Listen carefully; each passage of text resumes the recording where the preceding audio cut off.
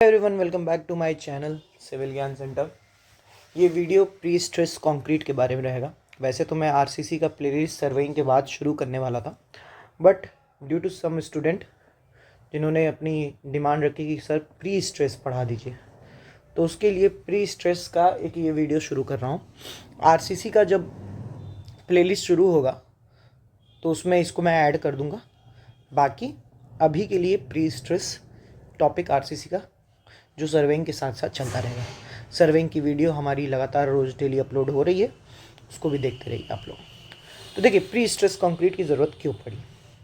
ठीक है, देखिए प्री स्ट्रेस कंक्रीट होता क्या है कि कंक्रीट को बनाने के समय उसमें इनिशियल कुछ स्ट्रेस इंड्यूस कर देते हैं, जो लोडिंग लगने पे जब स्ट्रेस डेवलप करता है तो उसको कुछ बैलेंस करता है। जैसे समझते हैं, फॉर एग्जांपल ये हमारा नॉर्मल कंक्रीट था, ठीक है, इस पे लोडिंग लगी, लोडिंग की वजह से इसमें कुछ स्ट्रेस डेवलप होंगे, ऊपर कंप्रेशन नीचे टेंशन। ठीक है, अब दूसरा केस लेते हैं, ये एक्सटर्नल लोडिंग का असर इसके ऊपर है।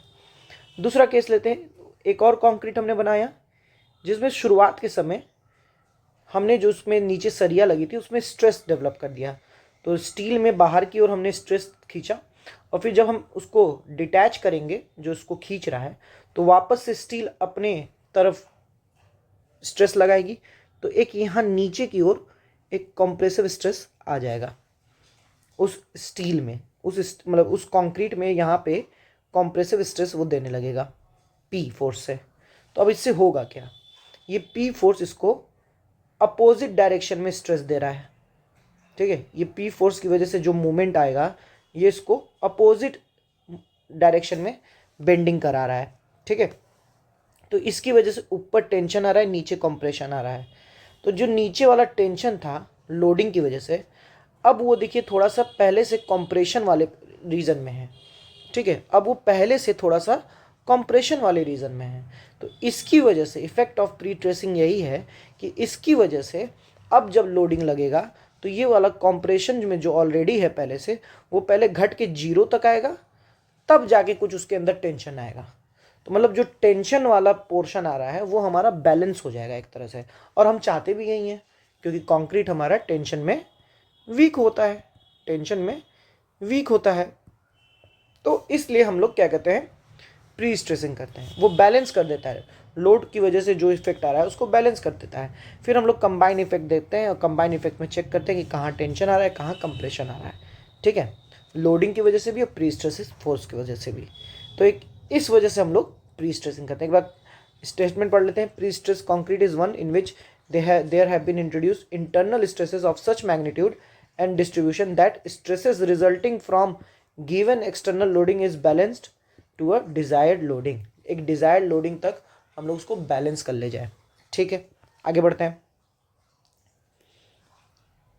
जैसे फॉर एग्जांपल यही है, ये हमारा बीम था, यहाँ हमारी सरिया लगी थी, सरिया को खींचा हम लोगों ने पी फोर्स से, फिर जब डिटैच किया तो वो पी फोर्स अपोजिट में, सरिया जब वापस आएगी तो पी फोर्स इस पे लगेगा अपोजिट में कंक्रीट पे। ठीक है, तो अपोजिट में जब कंक्रीट पे पी फोर्स लगेगा तो वो एक मूवमेंट डेवलप करेगा। क्यों? क्योंकि सेंटर पॉइंट के हिसाब से एक इसेंट्रिसिटी ई पे वो फोर्स लग रहा है, तो वो मूवमेंट डेवलप करेगा। मूवमेंट क्या होगा, पी इंटू ई, तो यहाँ पी इंटू ई मूवमेंट लगा दिया हमने, और फोर्स को, और एक तरह से शिफ्टिंग ऑफ लोड्स के भी आप कंसेप्ट जानते होंगे सोम में, अगर आप लोगों ने पढ़ा है कि अगर एक लोड यहाँ लग रहा है और उसको हमें यहाँ शिफ्ट करना है ई डिस्टेंस पे, तो क्या लोड की वजह से जो मूवमेंट आएगा वो लगाना पड़ेगा। तो हमने सेंटर पे जब पी को शिफ्ट किया तो वहाँ पे पी ई मूवमेंट आ गया। तो अब पी की वजह से एक लगातार कंप्रेसिव फोर्स आएगा पी बाई ए। ठीक है, एक इसकी बेंडिंग मूवमेंट की वजह से एक स्ट्रेस आएगा जो यहाँ दिया है M by I equal into Y T से, और एक इस मूवमेंट की वजह से पी ई मूवमेंट की वजह से भी एक स्ट्रेस आएगा जो अपोजिट नेचर का होगा, वो होगा P E into Y T upon I. ठीक है, तो यहाँ मैं पॉजिटिव कंप्रेशन को दे रहा हूँ, निगेटिव टेंशन को दे रहा हूँ। तो जो कैपिटल पी है केवल डायरेक्ट स्ट्रेस वो कंप्रेसिव नेचर का है, तो पी बाई ए। फिर जो पी ई की वजह से आ रहा है ऊपर टेंशन नीचे कंप्रेशन, तो नीचे कंप्रेशन आ रहा है तो पॉजिटिव, ऊपर निगेटिव। एंड लोडिंग की वजह से ऊपर पॉजिटिव, नीचे नेगेटिव, एंड सो ऑन। अब आती है बात कि प्री स्ट्रेसिंग के मेथड्स कैसे कैसे हैं। एक है प्री टेंशन मेथड, एक है post tension method. Pre tension method में क्या होता है कि पहले हम लोग मोल्ड में रेनफोर्समेंट को लगते हैं, उसको स्ट्रेस करते हैं, उसके बाद कंक्रीट की कास्टिंग की जाती है एंड देन कटिंग कर देते हैं। फिर जब ये वापस से सरिया वापस अपने तरफ आएगा तो ये पी फोर्स इस पर कंक्रीट पे ट्रांसफ़र कर देगा। ये प्री टेंशन होता है, ये प्री टेंशन। पोस्ट टेंशन में क्या होता है, पोस्ट टेंशन में हम लोग कास्टिंग कर देते हैं, फिर एंकर्स की मदद से यहाँ पे इन सरिया को खींचा जाता है, टेंशन दिया जाता है। तो कास्टिंग ऑफ कंक्रीट डन पहले हो जाती है डक्ट में, उसके बाद हम लोग एंकर की मदद से सरिया को खींचते हैं और एक के बाद छोड़ देते हैं। ठीक है, अब देखिए आगे लिखा है कि प्री स्ट्रेस में कंक्रीट जो इस्तेमाल होता है और स्टील जो, दोनों वेरी हाई स्ट्रेंथ होती हैं, very high tensile strength of steel और very high strength of concrete इस्तेमाल होता है। क्यों? क्योंकि इसमें लॉसेज होते हैं, लॉसेज इन प्री स्ट्रेस होता है। कैसे? जैसे फॉर एग्जाम्पल स्टील की बात कर लें, हमने स्टील को खींचा पहले सिग्मा वन तक प्री स्ट्रेस किया, लेकिन जब हम छोड़ेंगे सिग्मा वन पे प्री स्ट्रेस करने में कुछ डिफ्लेक्शन आया होगा उसमें डेल्टा L1, क्योंकि लोड लग रहा है लॉन्गिट्यूडनल डायरेक्शन में। फिर जब हम उसको छोड़ेंगे सिग्मा टू पे मान लीजिए छोड़ दिए, तो उसको तो पूरा अपना कर लेना चाहिए था कवर लेंथ, लेकिन वो कुछ पूरा कर नहीं पाता है, कुछ स्ट्रेस उसमें इंड्यूस रह जाते हैं, तो उसकी वजह से डेल्टा L2 डिफ्लेक्शन रह जाता है। तो चेंज इन डिफ्लेक्शन जो है वो उसका लॉस आ गया। मतलब पूरा हमने सिग्मा 1 लगाया था और कुछ लॉस होने के बाद केवल सिग्मा 2 बचा रह गया, मतलब स्ट्रेस केवल सिग्मा 2 बचा रह गया स्टील में, तो कुछ लॉस आ गया, उसी लॉस को हम लोग बोलते हैं लॉस इन प्री स्ट्रेस। तो निकालते कैसे? Sigma 1 equal to E1 into ES लिख सकते हैं, where E1 is the strain, तो E1 को delta L1 upon L0 into ES। Similarly sigma 2 को क्या लिख सकते हैं? E2 into ES। Sigma E2 को delta L2 upon L0 original length. तो लॉस ऑफ स्ट्रेस क्या हो जाएगा? सिग्मा 1 माइनस सिग्मा 2, तो सिग्मा 1 माइनस सिग्मा 2 लिखेंगे, फॉर्मूला लिख देंगे, फिर ES बाहर ले लिए, L0 बाहर ले लिए, तो delta L1 minus delta L2 upon L0 into ES हो गया। तो ये हो गया delta L upon L0 into ES। तो इसको हम लोग एक तरह से ये भी लिख सकते हैं कि loss of strain E1 minus E2, तो loss of strain into ES।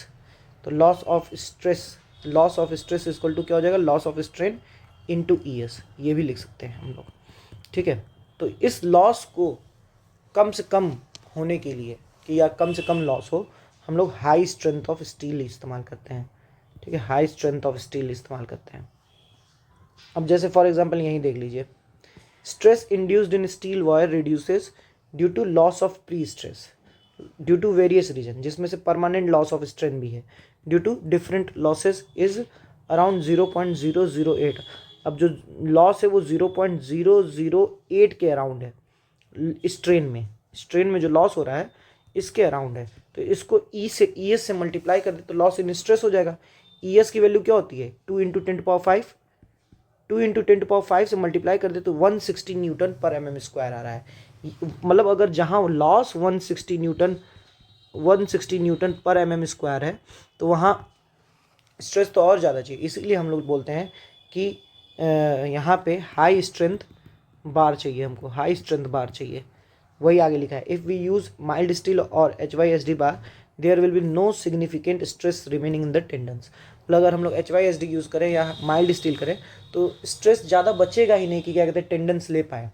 तो इसीलिए कहा जाता है कि हाई स्ट्रेंथ बार इस्तेमाल किया जाए। और losses should not be more than 10 to 20% of initial stress. 10 से 20% से ज़्यादा लॉस भी नहीं होना चाहिए। ये भी इस चीज़ का भी ध्यान रखना है। ये देखिए, ये सब जो की पॉइंट है ये SSC वालों के लिए बहुत इंपॉर्टेंट है। क्या क्या क्या की पॉइंट आया कि पहले प्री स्ट्रेस में मैं लिख दे रहा हूँ यहाँ पे कि high strength steel and concrete use करना है। ठीक है, और दूसरा लॉसेस 10 से 20% होने चाहिए। और तीसरा stress induced in steel wire, so initially stress in steel should be about 1000 Newton पर mm² टू 2000 न्यूटन पर mm²। मतलब इनिशियल स्ट्रेस जो होना चाहिए वो 1000 से 2000 के बीच में होना चाहिए। ठीक है, और कभी कभी ऐसे भी आ जाता है कि पोस्ट टेंशनिंग के लिए अलग से बताइए, प्री टेंशनिंग के लिए अलग से बताइए। तो लॉसेस पोस्ट टेंशनिंग में 15% है और प्री टेंशनिंग में 20% है। ठीक है, आगे बढ़ते हैं। तो ये तो हमको पता चल गया कि हमको हाई स्ट्रेंथ स्टील का रीज़न पता चल गया कि स्ट्रेस स्टील में स्ट्रेस लॉस ज़्यादा हो रहा है तो हाई स्ट्रेंथ स्टील चाहिए। कंक्रीट का रीज़न क्या हो सकता है? कंक्रीट का रीज़न ये है कि देखिए, अब ये स्टेटमेंट पढ़ेंगे तो आपको क्लियर हो जाएगा कि due to use of very high strength steel bearing strength in concrete develop are very high. जो बियरिंग स्ट्रेंथ होगा, क्योंकि वो स्ट्रेंथ स्टील की स्ट्रेंथ पे डिपेंड करता है, वो बहुत ज़्यादा होगा कंक्रीट में। Also stresses are transfer to the concrete by bond action. Bond action से कंक्रीट में भी स्ट्रेस ट्रांसफर हो रहा है। So to resist the high value stress very high strength concrete is required.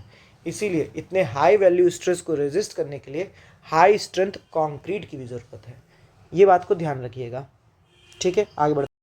Minimum value of concrete की बात करूं मैं, तो minimum grade of concrete for post tension concrete M30 है and pre tension concrete M40 है। इसको ऐसे भी याद कर सकते हैं कि प्री टेंशन में देखिए लॉस हमारा 20% था और पोस्ट टेंशन में 15% था। तो जिसमें लॉस ज़्यादा उसके लिए कंक्रीट की वैल्यू ज़्यादा, मतलब हाई ग्रेड ऑफ कंक्रीट। तो M40 वहाँ M30, ये बिहार में आया हुआ क्वेश्चन है, बिहार ही में। ठीक है, और एक और दूसरा रीज़न हाई स्ट्रेंथ कंक्रीट इस्तेमाल करने का कि ये श्रिंकेज और क्रीप को घटाता है। अब देखिए कुछ एडवांटेज देखते हैं। अब देखिए पहले एक चीज़, स्टेटमेंट मत पढ़िए, मेरी बातों को ध्यान से सुनिएगा कि अब प्री टेंशन में एक चीज़ हो रही थी कि नहीं, मैं यहाँ लिख के दिखाता हूँ कि पहले हमारा जो कंक्रीट का नीचे वाला पोर्शन था वो टेंशन में था। तो हम लोग क्या मान के चलते हैं कि कंक्रीट इन टेंशन, हम लोग उसको कंसीडर नहीं करते हैं। लेकिन प्री टेंशनिंग करने की वजह से, प्री टेंशनिंग या प्री स्ट्रेस करने की वजह से हमारा क्या कहते हैं, नीचे भी कंप्रेशन आ जा रहा था और फिर जब लोड हो रहा था तो वो बैलेंस कर जा रहा था। ठीक है, लोड हो रहा था तो बैलेंस कर जा रहा था, तो नीचे का भी पोर्शन यूटिलाइज हो गया। अब हमारा ज़्यादा कंक्रीट यूटिलाइज हो जा रहा है। ठीक है, ज़्यादा कंक्रीट यूटिलाइज हो जा रहा है। पहले कम ही हो रहा था, यही वाला पोर्शन अधिकतर यूटिलाइज हो रहा था, बाकी नीचे वाले को तो हम लोग कंसिडर नहीं करते थे। तो यहाँ पे क्या कहते हैं, प्री टेंशनिंग में जब जहाँ ज़्यादा कंक्रीट इस्तेमाल हो जा रहा है, यहाँ पे बोला जाएगा कि effective utilisation of the section हो रहा है। Effective utilisation of the section हो रहा है और एरिया जो है, cross section of concrete is more effectively utilise than in case of RCC, because in pre stress concrete section whole or major part of section is under compression, and due to effective utilization of section the pre-stress structure is smaller।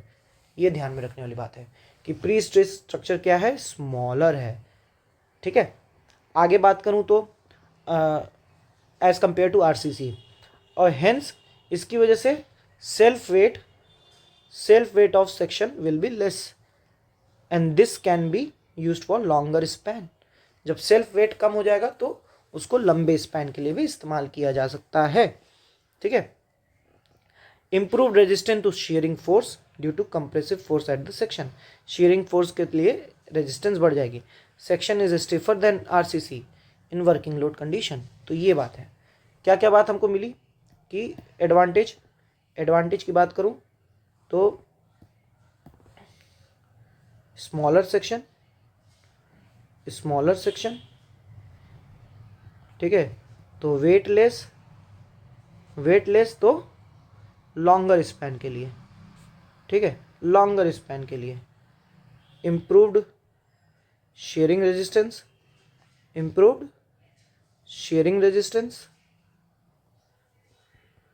And तीसरा मोर स्टीफर। ठीक है, stiffness बढ़ गई।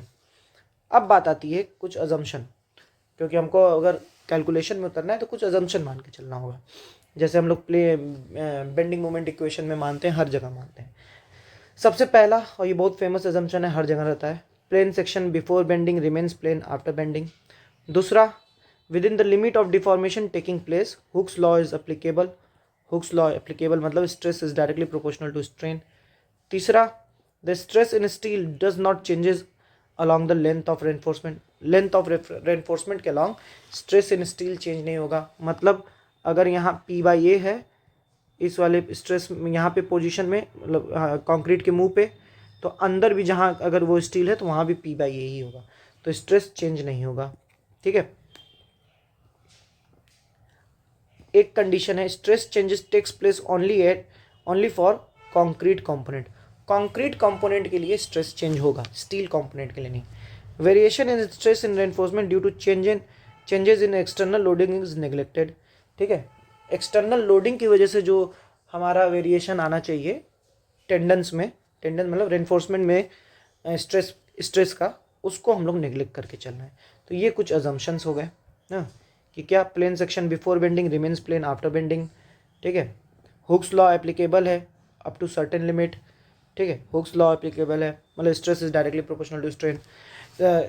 Reinforcement में stress जो है due to pre tensioning, ये क्या कहते हैं, कांस्टेंट है, does not change along the length. केवल जो स्ट्रेस कंपोनेंट है वो कंक्रीट में चेंज हो रहा है। और variation of stress in reinforcement due to external loading, उसको हम लोग नेग्लेक्ट करके चल रहे हैं। ठीक है, तो ये सारी बातें हैं। ओके, जैसे यहाँ पे ये दिखाने की कोशिश हो रही है कि ड्यू टू एक्सटर्नल लोडिंग ये कुछ आगे बढ़ेगा तो स्ट्रेन आएगा। चेंज इन लेंथ आया तो स्ट्रेन आया तो स्ट्रेस आया, तो इस स्ट्रेस को हम लोग निगलेक्ट करके चल रहे हैं। ठीक है, अब कुछ बेसिक कंसेप्ट है, इसको हम लोग अगले वीडियो में देखेंगे। तो फिर stress concept, load balancing concept और स्ट्रेंथ कंसेप्ट, इन 3 मेथडों से हम लोग प्री स्ट्रेस के सॉल्यूशन करेंगे और लॉसेज इन प्री स्ट्रेस देखेंगे। चलिए मिलते हैं आपसे अगले वीडियो में। धन्यवाद। आपको वीडियो अच्छी लगी हो तो लाइक करिएगा और हमारे चैनल के साथ जुड़िएगा। धन्यवाद।